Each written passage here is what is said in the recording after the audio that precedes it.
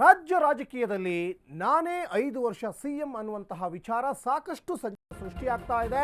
5 ವರ್ಷ ನಾನೇ ಸಿಎಂ, ಇದು ಕೈ ಪಕ್ಷದಲ್ಲಿ ಸಿದ್ದು ಹೇಳಿಕೆ ಸಾಕಷ್ಟು ಸಂಚಲನ ಸೃಷ್ಟಿಯಾಗ್ತಾ ಇದೆ. ಸಿದ್ದು ಒಂದೇ ಒಂದು ಹೇಳಿಕೆಗೆ ಹಾಗಾದ್ರೆ ಡಿಕೆಶಿ ಆಪ್ತರು ತಂಡ ಹೊಡೆದ್ರ? ಡಿಕೆಶಿ ಪರ ಬ್ಯಾಟ್ ಬೀಸ್ತಾ ಇದ್ದವರೆಲ್ಲ ಈಗ ಫುಲ್ ಸೈಲೆಂಟ್ ಆದಂತೆ ಕಾಣಿಸ್ತಾ ಇದೆ. ಹೈಕಮಾಂಡ್ ನಂಬಿಕೆಯನ್ನ ಕಳೆದುಕೊಂಡ್ರೆ ಹಾಗಾದ್ರೆ ಡಿಸಿಎಂ ಡಿಕೆಶಿ ಸಾಕಷ್ಟು ಅನುಮಾನಕ್ಕೆ ಎಡೆಮಾಡಿಕೊಡ್ತಾ ಇದೆ. ಮತ್ತೆ ಡಿಕೆಶಿಯವರ ಸುದೀರ್ಘವಾದಂತಹ ಮೌನ, ಡಿಕೆಶಿಯವರ ಸುದೀರ್ಘವಾದಂತಹ ಒಂದು ತಾಳ್ಮೆ, ಡಿಕೆಶಿಯವರ ಒಂದು ಸುದೀರ್ಘವಾದಂತಹ ಈ ಒಂದು ಕಾಯುವಿಕೆ ಇದೆಯಲ್ಲ, ಯಾವ ಸೂಚನೆ ಇದು? ಯಾವ ಅಸ್ತ್ರವನ್ನು ಪ್ರಯೋಗ ಮಾಡಲಿಕ್ಕೆ ಡಿಕೆಶಿ ಪ್ಲಾನ್ ಮಾಡ್ತಾ ಇದ್ದಾರೆ? ಇನ್ನು ಬಂಡೆ ಬತ್ತಳಿಕೆಯಲ್ಲಿ ಇರುವಂತಹ ಅಸ್ತ್ರಗಳಾದರೂ ಯಾವುದು ಅನ್ನುವಂತಹ ಒಂದು ಕುತೂಹಲ ಸಾಕಷ್ಟು ಈಗ ಕಾಂಗ್ರೆಸ್ ಪಕ್ಷ ಅಷ್ಟೇ ಅಂತಲ್ಲ, ರಾಜ್ಯ ರಾಜಕೀಯ ವಲಯದಲ್ಲೇ ಸಾಕಷ್ಟು ಕುತೂಹಲಕ್ಕೆ ಕಾರಣ ಆಗ್ತಾ ಇದೆ. ಬೇರೆ ಬೇರೆ ವಿಚಾರಗಳಲ್ಲಿ ಸಾಕಷ್ಟು ಶೈನ್ ಆಗ್ತಾ ಇರುವಂತಹ ಡಿ ಕೆ ಶಿವಕುಮಾರ್ ಮತ್ತು ಬೇರೆ ಬೇರೆ ವಿಚಾರದಲ್ಲಿ ಕಡ್ಡಿ ತುಂಡಾದಂಗೆ ಮಾತಾಡ್ತಾ ಇರುವಂತಹ ಡಿ ಕೆ ಶಿವಕುಮಾರ್ ಈ ವಿಚಾರದಲ್ಲಿ ಯಾಕೆ ಸೈಲೆಂಟ್ ಆದ್ರು? ಹೈಕಮಾಂಡ್ ಅಸ್ತು ಅಂದಮೇಲೆ ಸಿದ್ದು ಬಹಿರಂಗವಾದಂತಹ ಹೇಳಿಕೆ ಕೊಟ್ರ? ಡಿ ಕೆ ಶಿ ಪರ ಮಾತನಾಡ್ತಾ ಇದ್ದ ಕೈ ಶಾಸಕರು ಈಗ ಮೌನಕ್ಕೆ ಶರಣಾದಂತೆ ಕಾಣಿಸ್ತಾ ಇದೆ. ಡಾಕ್ಟರ್ ರಂಗನಾಥ್, HC ಬಾಲಕೃಷ್ಣ, ಇಕ್ಬಾಲ್ ಹುಸೇನ್ ಇವರೆಲ್ಲ ಸೈಲೆಂಟ್ ಆಗಿದ್ದಾರೆ. ಸುರ್ಜೇವಾಲಾ ಮೀಟಿಂಗ್ ಮೇಲೆ ಗೊತ್ತಾಯ್ತಾ ಹಾಗಾದ್ರೆ ಸಿಎಂ ಟೀಮ್ನ ಬಲಾಬಲ ಏನು ಅಂತ? ಸಿದ್ದರಾಮಯ್ಯನವರ ಹಿಂದೆ ಒಂದು ಅಹಿಂದಾಸ್ತ್ರ ಇದೆ. ಡಿಕೆಗೆ ಹೆಚ್ಚಿನ ಶಾಸಕರ ಬೆಂಬಲ ಇಲ್ಲ ಅಂತ ಸಿದ್ದರಾಮಯ್ಯನವರೇ ಹೇಳಿದ್ರು ಬಹಿರಂಗವಾಗಿ. ಸುರ್ಜೇವಾಲಾ ಮೀಟಿಂಗ್ ಬಳಿಕವೇ ಸಿಎಂ ಸಂದೇಶವನ್ನ ಕೊಟ್ರ ಹಾಗಾದ್ರೆ? ಸಿಎಂ ಕುರ್ಚಿ ಬಡಿತಾಟಕ್ಕೆ ಇತಿಶ್ರೀ ಹಾಡಿದ್ರ ಹಾಗಾದ್ರೆ ಸಿದ್ದರಾಮಯ್ಯನವರೇ? ಹೈಕಮಾಂಡ್ ಅಸ್ತು ಅಂದಮೇಲೆ ಸಿದ್ದು ಬಹಿರಂಗವಾದಂತಹ ಹೇಳಿಕೆಯನ್ನ ಕೊಟ್ಟಂತೆ ಕಾಣಿಸ್ತಾ ಇದೆ. ವಿಧಾನಸೌಧದಲ್ಲೂ ಕೂಡ ಈ ಹಿಂದೆ ನಾನೇ ಸಿಎಂ ಅಂತ ಹೇಳಿದ್ರು. ಮೊನ್ನೆ ಚಿಕ್ಕಬಳ್ಳಾಪುರದಲ್ಲಿ ಕ್ಯಾಬಿನೆಟ್ ಮೀಟಿಂಗ್ ಇತ್ತು, ಅಲ್ಲೂ ಕೂಡ ನಾನೇ ಸಿಎಂ, 5 ವರ್ಷ ನಾನೇ ಇರ್ತೀನಿ ಅಂತ ಹೇಳ್ತಾ ಇದ್ರು. ದೆಹಲಿಯಲ್ಲೂ ಕೂಡ ಸಿದ್ದರಾಮಯ್ಯನವರು ಒಂದು ಬಿಗ್ ಮೆಸೇಜ್ ಅನ್ನ ಈಗ ರವಾನೆ ಮಾಡಿದ್ದಾರೆ. ಕಾಂಗ್ರೆಸ್ ಹೈಕಮಾಂಡ್ಗೂ ಆ ಸಂದೇಶ ಕೊಟ್ಟಂತೆ ಕಾಣಿಸ್ತಾ ಇದೆ, ಜೊತೆಗೆ ಡಿ ಕೆ ಬಣಕ್ಕೂ ಮೆಸೇಜ್ ಕೊಟ್ಟಂತೆ ಕಾಣಿಸ್ತಾ ಇದೆ. ಅವೆಲ್ಲ ಬೆಳವಣಿಗೆಗಳ ಮಧ್ಯದಲ್ಲಿ ಡಿ ಕೆ ಶಿವಕುಮಾರ್ಗೆ ಸಚಿವರ ಒಂದು ಬೆಂಬಲ ಇಲ್ಲ, ಶಾಸಕರ ಬೆಂಬಲ ಇಲ್ಲ.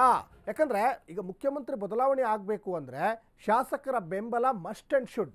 ಇದನ್ನ ಎಲ್ಲ ಪಕ್ಷಕ್ಕೂ ಅನ್ವಯ ಆಗ್ತದೆ, ಅದು ಸಹಜವಾಗಿ ಎಲ್ರಿಗೂ ಕೂಡ ಗೊತ್ತಿರುವಂಥ ವಿಚಾರವೇ. ಆದರೆ ಸಿದ್ದರಾಮಯ್ಯನವರಿಗೆ ಇದ್ದಷ್ಟು ಸಚಿವ ಬಲಾಬಲ, ಶಾಸಕರ ಅಭಿಪ್ರಾಯ, ಶಾಸಕರ ಒಂದು ಬೆಂಬಲ ಈಗ ಡಿ ಕೆಗಿದ್ದಂತೆ ಕಾಣಿಸ್ತಾ ಇಲ್ಲ. ಈ ಬಗ್ಗೆ ಹೆಚ್ಚಿನ ಡೀಟೇಲ್ಸ್ ಅನ್ನ ನಮ್ಮ ಪೊಲಿಟಿಕಲ್ ರಿಪೋರ್ಟರ್ ಅಭಿಷೇಕ್ ಕೊಡ್ತಾ ಹೋಗ್ತಾರೆ. ಅಭಿಷೇಕ್, ರಾಜ್ಯ ರಾಜಕೀಯದಲ್ಲಿ ಸಾಕಷ್ಟು ಸಿಎಂ ಬದಲಾವಣೆ ವಿಚಾರ ಸಂಚಲನ ಸೃಷ್ಟಿ ಆಗ್ತಾ ಇದೆ. ಮತ್ತೊಂದು ಕಡೆ ಡಿ ಕೆ ಶಿವಕುಮಾರ್ ಬೇರೆ ಬೇರೆ ವಿಚಾರಗಳಲ್ಲಿ ಕಡ್ಡಿ ತುಂಡಾದಂಗೆ ಮಾತಾಡ್ತಾ ಇದ್ರು. ಆದರೆ 5 ವರ್ಷ ನಾನೇ ಸಿಎಮ್ಮು, ಡಿ ಕೆ ಶಿವಕುಮಾರ್ಗೆ ಶಾಸಕರ ಬೆಂಬಲವೇ ಇಲ್ಲ ಅಂತ ಹೇಳಿದ್ರೂ ಸಾಕಷ್ಟು ಸೈಲೆಂಟ್ ಆಗ್ತಾ ಇದ್ದಾರೆ. ಅಂದರೆ ಇವರ ಈ ಒಂದು ಸೈಲೆಂಟ್ ಹಿಂದೆ ಯಾವ ಒಂದು ಅಸ್ತ್ರ ಈಗ ಪ್ರಯೋಗ ಮಾಡಲಿಕ್ಕೆ ಮುಂದಾಗ್ತಾ ಇರಬಹುದು ರಾಜ್ಯ ರಾಜಕೀಯ ವಲಯದಲ್ಲಿ ಅಂತ ಅಭಿಷೇಕ್?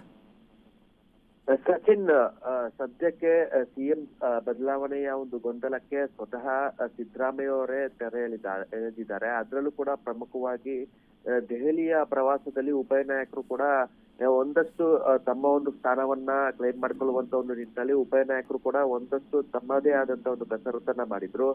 ಅದರಲ್ಲೂ ಕೂಡ ಸಿದ್ದರಾಮಯ್ಯ ಅವರು ರಾಹುಲ್ ಗಾಂಧಿ ಅವ್ರನ್ನ ಭೇಟಿ ಮಾಡಿ ತಮ್ಮ ಒಂದು ಏನು ಶಾಸಕರಿಂದ ಮತ್ತು ಸ್ವಪಕ್ಷದಿಂದ ಆಗ್ತಿರ್ತಕ್ಕಂಥ ಏನು ಕಿರಿಕಿರಿ ಮತ್ತು ನಾಯಕತ್ವದ ಒಂದು ಬದಲಾವಣೆಯ ಒಂದು ಕೂಗೇನಿದೆ, ಅದು ಎಲ್ಲೊಂದ್ ಕಡೆ ಮುಜುಗರ ಮತ್ತು ಒಂದಷ್ಟು ಇರಿಸು ಮುರುಸು ತರುವಂತ ಒಂದು ಪ್ರಯತ್ನ ಸ್ವಪಕ್ಷದಿಂದಲೇ ಆಗ್ತಿದೆ ಅಂತ ಒಂದು ಗಂಭೀರ ಆರೋಪ ಮಾಡ್ಲಿಕ್ಕೇನೆ ರಾಹುಲ್ ಗಾಂಧಿ ಅವರು ಒಂದು ಭೇಟಿ ಮಾಡೋದಕ್ಕೆ ಒಂದಷ್ಟು ಪ್ರಯತ್ನ ಮಾಡಿದ್ರು. ಆದ್ರೆ ಅದು ಸಾಧ್ಯವಾಗಿಲ್ಲ.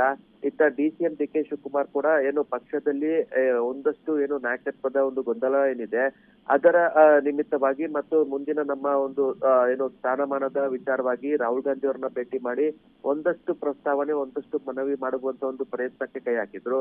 ಯಾವಾಗ ಅದು ಕೈಗೂಡ್ಲಿಲ್ವೋ ಆಗ ಏನು ಒಂದಷ್ಟು ಬೆಳವಣಿಗೆಗಳು ರಾಜ್ಯ ರಾಜಕಾರಣದಲ್ಲಾಗುತ್ತೆ. ಅದರಲ್ಲೂ ಕೂಡ 2ನೇ ಬಾರಿಗೆ ಬಹಿರಂಗವಾಗಿ ಸಿದ್ದರಾಮಯ್ಯ ಅವರು ನಾನೇ 5 ವರ್ಷ ಸಿಎಂ ಅಂತ ಒಂದು ರಾಜಾರೋಷವಾಗಿ ಹೇಳಿಕೆನ ಕೊಡ್ತಾರೆ. ಏನು 5 ವರ್ಷ ಸಿಎಂ ಅಲ್ಲ, ಡಿ ಕೆ ಶಿವಕುಮಾರ್ ಅವರಿಗೆ ಯಾವುದೇ ರೀತಿಯ ಶಾಸಕರ ಒಂದು ಬೆಂಬಲ ಇಲ್ಲ ಮತ್ತು ಸಚಿವರ ಒಂದು ಬೆಂಬಲವೂ ಕೂಡ ಇಲ್ಲ ಅಂತ ಬಹಿರಂಗವಾಗಿ ಹೇಳಿಕೆ ಕೊಡ್ತಾರೆ. Okay. ಯಾವಾಗ ಆ ರೀತಿ ಒಂದು ಬಹಿರಂಗ ಹೇಳಿಕೆ ಕೊಡ್ತಾರೆ, ಸ್ವತಃ ಡಿ ಕೆ ಶಿವಕುಮಾರ್ ಅವರು ಬಹಳ ಒಂದು ಮಾನಸಿಕವಾಗಿ ಒಂದಷ್ಟು ತಮ್ಮ ಒಂದು ನಡೆ ನುಡಿ ಆಗಿರ್ಬೋದು, ತಮ್ಮ ಒಂದು ನಿರ್ಧಾರ ಆಗಿರ್ಬೋದು, ಮತ್ತು ಒಂದಷ್ಟು ತಮ್ಮದೇ ಆದಂತ ಒಂದು ಆಡಳಿತ ವೈಖರಿ ಮೇಲೆ ಒಂದಷ್ಟು ಪರಿಣಾಮ ಬೀಳ್ತಾರೆ. ಹಿಂದೆ ಇದ್ದಂತ ಡಿ ಕೆ ಶಿವಕುಮಾರ್ ಅವರು ಈಗಿರುವಂತ ಡಿ ಕೆ ಶಿವಕುಮಾರ್ ಅವ್ರಿಗೆ ಭಾರಿ ಒಂದಷ್ಟು ವ್ಯತ್ಯಾಸ ಕಂಡು ಬರುತ್ತೆ. ಅದರಲ್ಲೂ ಕೂಡ ನಿನ್ನೆ ಮೊಟ್ಟ ಮೊದಲ ಬಾರಿಗೆ ಪ್ರತಿಕ್ರಿಯೆ ಕೊಡುವಾಗ ನಾನು ಹೈಕಮಾಂಡ್ ತೀರ್ಪಿಗೆ ಬದ್ಧನಾಗಿರ್ತೇನೆ ಮತ್ತು ಹೈಕಮಾಂಡ್ ನಾಯಕರು ಏನನ್ನ ಸೂಚನೆ ಕೊಡ್ತಾರೋ ಅದನ್ನ ಪಾಲಿಸ್ತೇನೆ.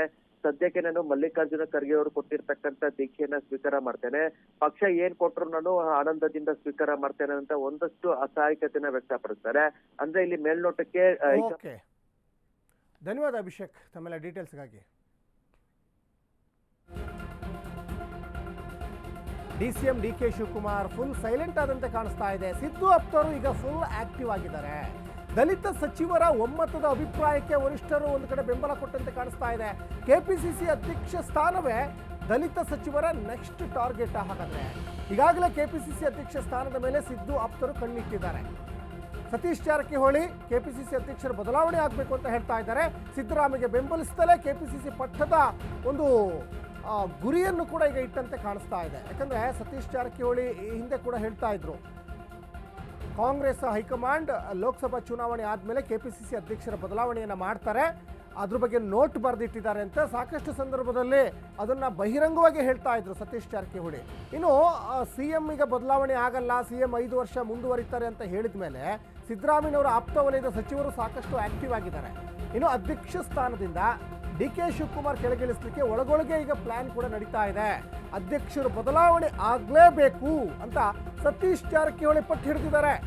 DKಶಿ ಬಳಿ ಅನೇಕ ಹುದ್ದೆ ನಿರ್ವಹಣೆಗೆ ಸಚಿವರಿಗೆ ಆಕ್ಷೇಪ ವ್ಯಕ್ತಪಡಿಸ್ತಾ ಇದ್ದಾರೆ. DCM ಸೇರಿದಂತೆ ಅನೇಕ ಹುದ್ದೆಗಳಿವೆ, ಅದು ಅವಶ್ಯಕತೆ ಇಲ್ಲ. ಇನ್ನು 4 ಹುದ್ದೆಗಳಿದ್ದಾವೆ ಡಿ ಕೆ ಶಿವಕುಮಾರ್ ಹತ್ರ. ನಾವು ಪಕ್ಷ ಕಟ್ಟಲಿಕ್ಕೆ ಸೇವೆ ಮಾಡಿದ್ದೇವೆ, ನಮ್ಮನ್ನ ಕಡೆಗಣಿಸಬೇಡಿ. DKಶಿ ವಿರುದ್ಧ ಪರೋಕ್ಷವಾಗಿ ಸತೀಶ್ ಜಾರಕಿಹೊಳಿ ಅಂಡ್ ಟೀಮ್ ಈಗ ಗುಡುಕ್ತಾ ಇದೆ. ಅಧ್ಯಕ್ಷ ಸ್ಥಾನ ಬದಲಾವಣೆ ಬಗ್ಗೆ ಹೈಕಮಾಂಡ್ಗೆ ಈಗ ಮನವಿಯನ್ನು ಕೂಡ ಈಗ ಮಾಡದಂತೆ ಕಾಣಿಸ್ತಾ ಇದೆ. ಯಾಕಂದರೆ ಉಪಮುಖ್ಯಮಂತ್ರಿ ಡಿ ಕೆ ಶಿವಕುಮಾರ್ ಆಗಿದ್ದಾರೆ, ಬೆಂಗಳೂರು ನಗರಾಭಿವೃದ್ಧಿ ಸಚಿವರು ಕೂಡ ಡಿ ಕೆ ಶಿವಕುಮಾರ್ ಆಗಿದ್ದಾರೆ, ಕೆಪಿಸಿಸಿ ಅಧ್ಯಕ್ಷರು ಕೂಡ ಡಿ ಕೆ ಶಿವಕುಮಾರ್ ಆಗಿದ್ದಾರೆ, ಜಲಸಂಪನ್ಮೂಲ ಖಾತೆ ಸಚಿವ ಖಾತೆ ಕೂಡ ಅವ್ರ ಕೈಲೇ ಇದೆ. ಹಾಗಾಗಿ 4 ಹುದ್ದೆ ಡಿ ಕೆ ಶಿವಕುಮಾರ್ ಈಗ ನಿರ್ವಹಣೆ ಮಾಡ್ತಾ ಇರೋದ್ರಿಂದ ಕೆಪಿಸಿಸಿ ಅಧ್ಯಕ್ಷ ಪಟ್ಟವನ್ನು ಕಿತ್ಕೊಳ್ಳಲಿಕ್ಕೆ ಇನ್ನಿಲ್ಲದ ಕಸರತ್ತನ್ನು ಸಿದ್ದರಾಮಯ್ಯನವರ ಆಪ್ತ ವಲಯದಲ್ಲಿ ಈಗ ಕಸರತ್ತು ನಡೀತಾ ಇದೆ. ಹಾಗಾದರೆ ಕೆಪಿಸಿಸಿ ಅಧ್ಯಕ್ಷ ಸ್ಥಾನದ ಮೇಲೆ ಕಣ್ಣಿಟ್ಟಿರುವಂತಹ ಸತೀಶ್ ಜಾರಕಿಹೊಳಿಗೆ ಆ ಸ್ಥಾನ ಒಲಿದು ಬರ್ತದಾ? ಯಾಕಂದರೆ ಮುಖ್ಯಮಂತ್ರಿ ಆಗುವ ಒಂದು ಆಕಾಂಕ್ಷಿಯು ನಾನು ಅಂತ ಹೇಳಿದ್ದಾರೆ. ಆದರೆ ಈಗಲ್ಲ, 2028ಕ್ಕೆ ತಯಾರಿ ಮಾಡ್ಕೋತೀನಿ, ನೋಡೋಣ, ಕಾಲ ಕೂಡಿ ಬರಲಿ, ಈ ಥರ ಒಂದಿಷ್ಟು ಹೇಳಿಕೆಗಳು ಕೇಳಿ ಬರ್ತಾ ಇದ್ದಾವೆ. ಸಿದ್ದರಾಮಯ್ಯನವರ ಆಪ್ತ ವಲಯದಲ್ಲಿ ಗುರುತಿಸಿಕೊಂಡಿರುವಂತಹ ಸತೀಶ್ ಜಾರಕಿಹೊಳಿಯವರ ನಡೆನೇ ಸಾಕಷ್ಟು ನಿಗೂಢ.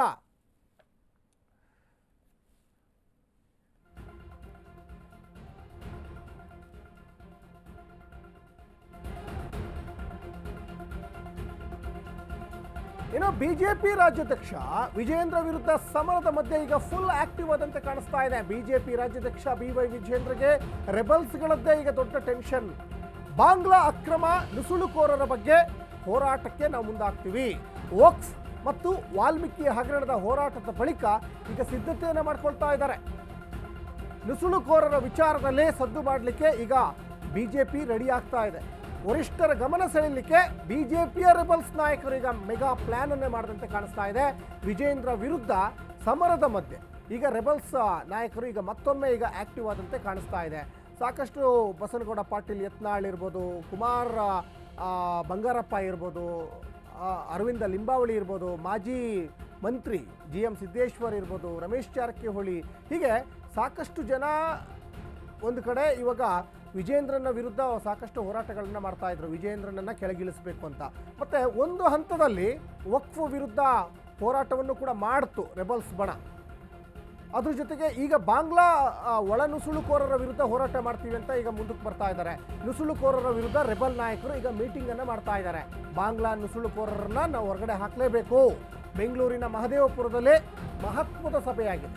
ಅರವಿಂದ ಲಿಂಬಾವಳಿ ನೇತೃತ್ವದಲ್ಲಿ ಶಕ್ತಿ ಪ್ರದರ್ಶನವನ್ನು ಮಾಡಿದರು. ಈಗಾಗಲೇ ನುಸುಳುಕೋರರ ಬಗ್ಗೆ ವಾರ್ ರೂಮ್ ಕೂಡ ಓಪನ್ ಆಗಿದೆ. ಎಷ್ಟು ಜನ ಇದ್ದಾರೆ, ಅವ್ರನ್ನ ಹೇಗೆ ಹೊರಗಡೆ ಹಾಕಬೇಕು, ಹೇಗೆ ಅವೇರ್ನೆಸ್ ಕ್ರಿಯೇಟ್ ಮಾಡಬೇಕು, ವಾರ್ ರೂಮ್ ಮೂಲಕ ಮಾಹಿತಿಯನ್ನು ಕಲೆ ಹಾಕ್ತಾ ಇದ್ದಾರೆ ರೆಬಲ್ಸು. ವಿಜೇಂದ್ರನ ಬಿಟ್ಟು ಈಗ ಸಭೆಗೆ ಮುಂದಾಗ್ತಾ ಇದ್ದಾರೆ ರೆಬಲ್ ಪಡೆ ಅನ್ನೋದು ಗೊತ್ತಾಗ್ತಾ ಇದೆ. ನುಸುಳುಕೋರರ ವಿರುದ್ಧ ರೆಬಲ್ ನಾಯಕರು ಒಂದು ಕಡೆ ಮೀಟಿಂಗನ್ನು ಮಾಡ್ತಾ ಇದ್ದಾರೆ.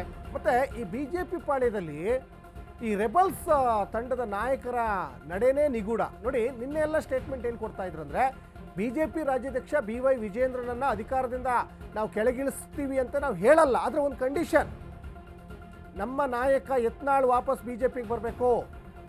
ಯತ್ನಾಳ್ ವಾಪಸ್ BJPಗೆ ಬಂದರೆ ನಾವು ಯಾವುದೇ ಕಾರಣಕ್ಕೂ ವಿಜೇಂದ್ರನ ವಿಚಾರಕ್ಕೆ ನಾವು ಹೋಗಲ್ಲ ಅಂತ ಹೇಳ್ತಾ ಇದ್ರು. ಈಗ ನೋಡಿದ್ರೆ ವಿಜೇಂದ್ರನ ಬಿಟ್ಟು ಸಪ್ರೇಟ್ ಸಭೆ ಮಾಡ್ಲಿಕ್ಕೆ ಮುಂದಾಗ್ತಾ ಇದ್ದಾರೆ.